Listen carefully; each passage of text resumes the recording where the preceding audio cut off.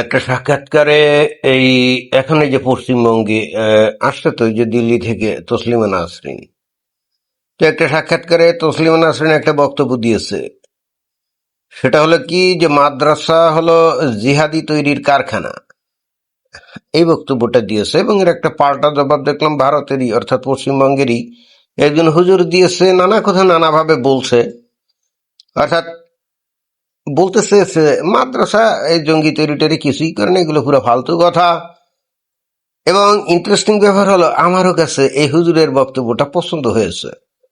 এবং আমারও কাছে মনে হয় না যে মাদ্রাসায় সত্যিকার অর্থে জঙ্গি টঙ্গি তৈরি হয়। অন্তত অ্যাটলিস্ট বিগত 1-1.5-2 দশক ধরে গোটা পৃথিবীতে যারা নাকি জঙ্গিবাদিতা করছে, আত্মঘাতী হামলা চালিয়েছে, যেগুলো আমরা দেখেছি, তাদেরকে আমরা যখন একটু ইনভেস্টিগেশন থেকে বের হয়ে আসছে, তো তো দেখা যায় যে তারা আসলে মাদ্রাসায় লেখাপড়া করে নাই। তারা আধুনিক ইনস্টিটিউশন এবং এমনকি অনেক ক্ষেত্রে ইংরেজি মাধ্যমে লেখাপড়া করছে, এবং তারাই কিন্তু জঙ্গি হয়ে গেছে, এবং তারাই অবশেষে আত্মঘাতী হামলায় যোগদান করেছে। বিষয়টা যদি আমরা একটু বিস্তারিত আলাপ আলোচনা করি, এবং আমাদের অন্তত অ্যাটলিস্ট এই উপমহাদেশে যে সমস্ত জঙ্গি যারা আছে আর কি, জঙ্গি যারা আছে বিভিন্ন সময় আত্মঘাতী হামলায় অংশগ্রহণ করছে, আমরা যদি তাদেরকে দেখি তাহলে কিন্তু বিষয়টা এরকমই দাঁড়ায় যে বস্তুত তাদের ব্যাকগ্রাউন্ড মাদ্রাসা ছিল না। যেমন উল্লেখযোগ্য একটা ঘটনা, সম্ভবত গত 2016 সালেই তো নাকি, 2016 সালে বাংলাদেশের রাজধানী ঢাকাতে হলি আর্টিজানে একটা হামলা হয়েছিল। 5টা ছেলে সেখানে বিদেশি মিলে, বিদেশি তো মারা গেছে, মারছিল মনে করে 17 না 18 জনকে। জাপানি, ইতালিয়ান এবং আর অন্য কি দেশ জানি তাদেরকে হত্যা করছিল, এবং সাথে কয়েকজন ওই বাংলাদেশি লোকদেরকেও হত্যা করছিল। ওখানে ওই যে 5টা ছেলে, তারা কিন্তু অস্ত্রপাতি নিয়ে ওখানে হামলা চালাইছিল। এবং ইন্টারেস্টিংলি দেখা গেল পরবর্তীতে তাদের প্রত্যেকেই হত্যা করা হয়েছিল, ঠিকই আছে, কিন্তু যখন তাদের হিস্ট্রি দেখা গেল যে ওরা কেউ নর্থ সাউথ বিশ্ববিদ্যালয়ে পড়াশোনা করছিল ইংরেজি মাধ্যমে, এবং আরও অন্যান্য এরকম বিভিন্ন জায়গায় এরকমই দেখা যায় আর কি।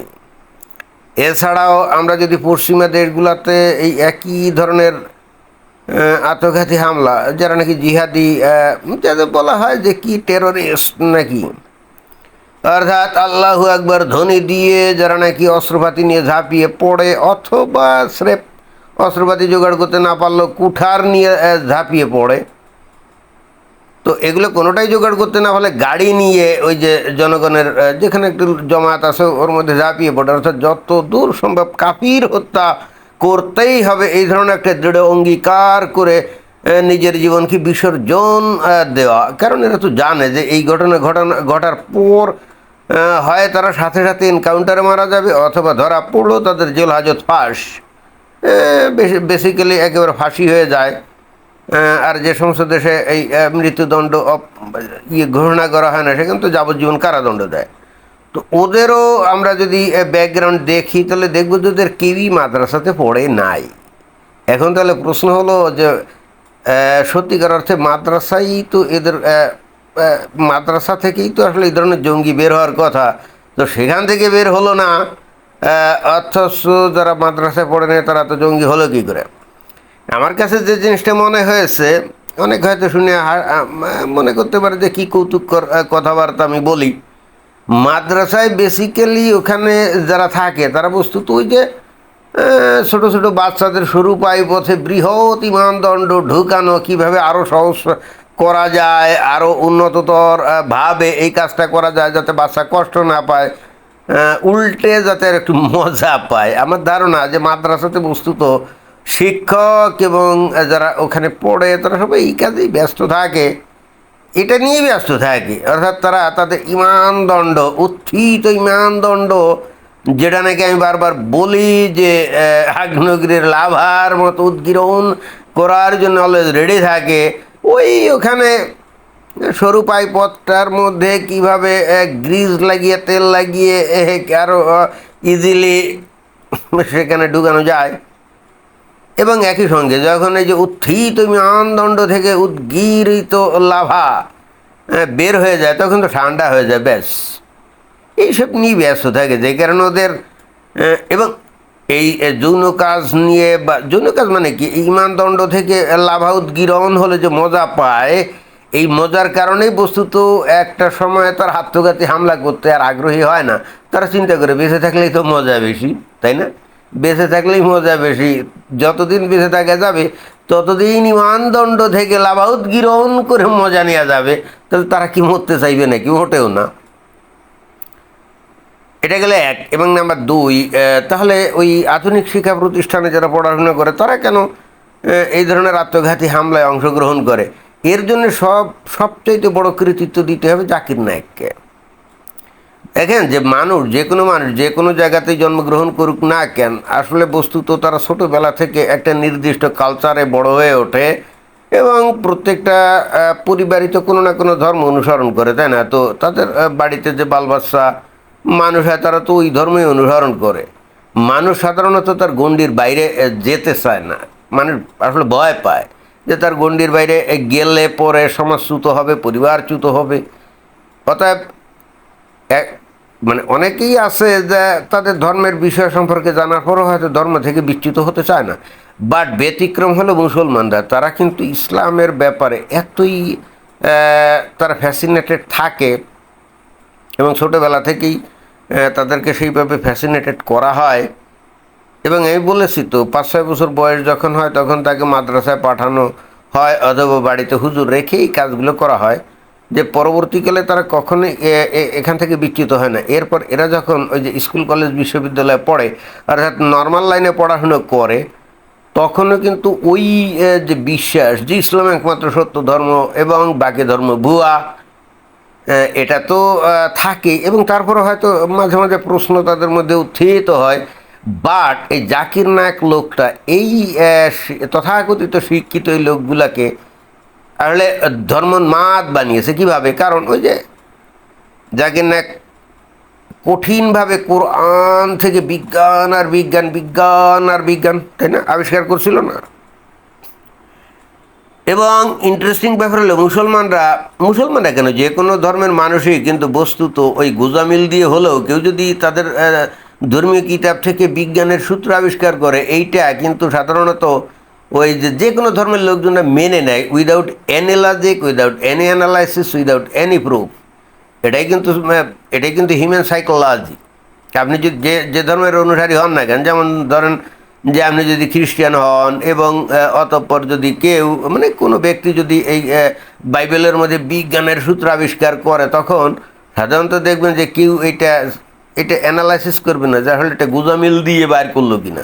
ঠিক তেমনি মুসলমানদের জন্য যে কোরআন, তার মধ্যে থেকে গোজামিল দিয়ে যাকে না যত বিজ্ঞানী আবিষ্কার করুক না কেন, ইট ডাজ ম্যাটার।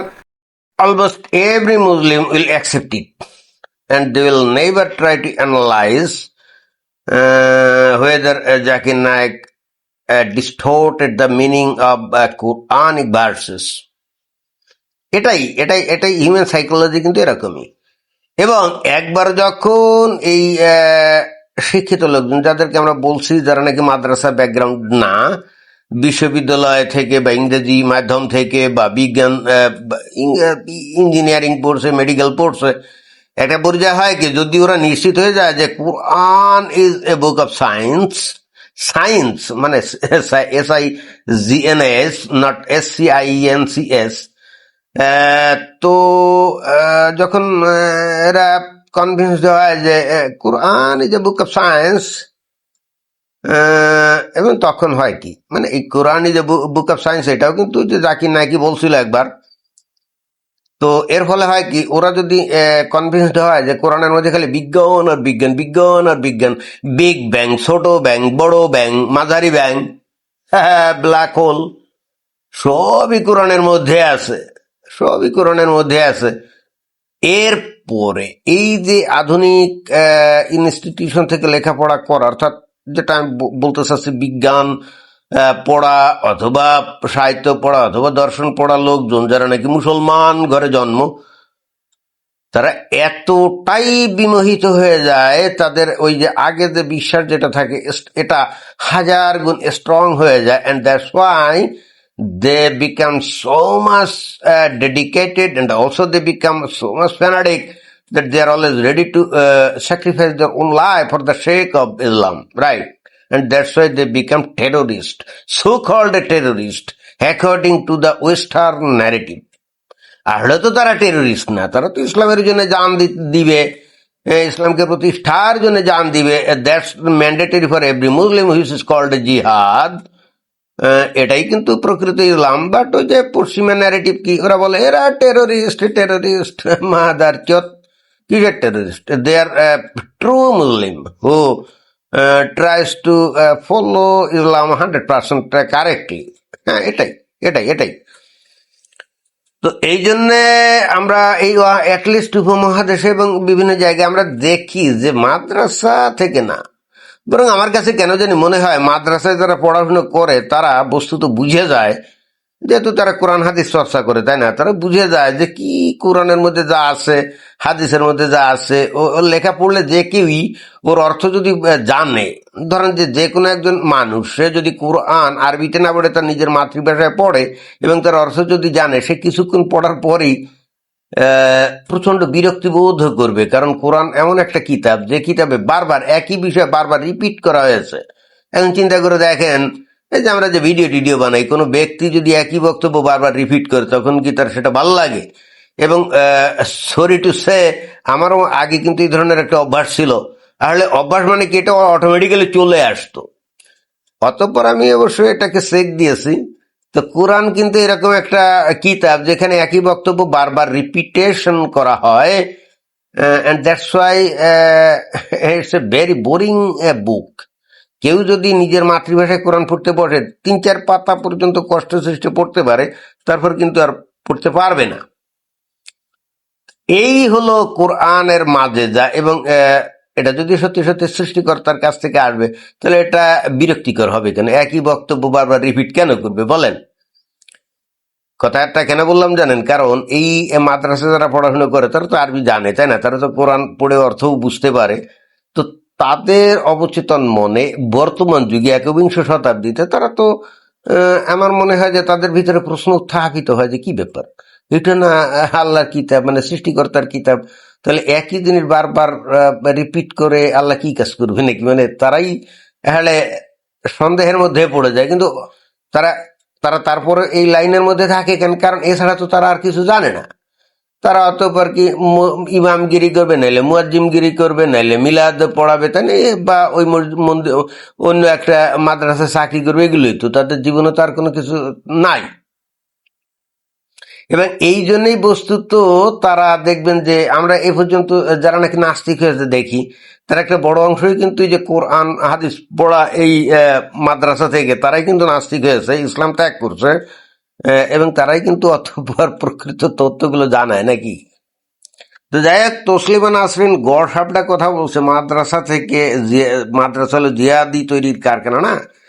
আমার কাছেও সেটা মনে হয় না, আমার কাছেও সেটা মনে হয় না। তো যাই হোক, এটাই ছিল বক্তব্য। ধন্যবাদ।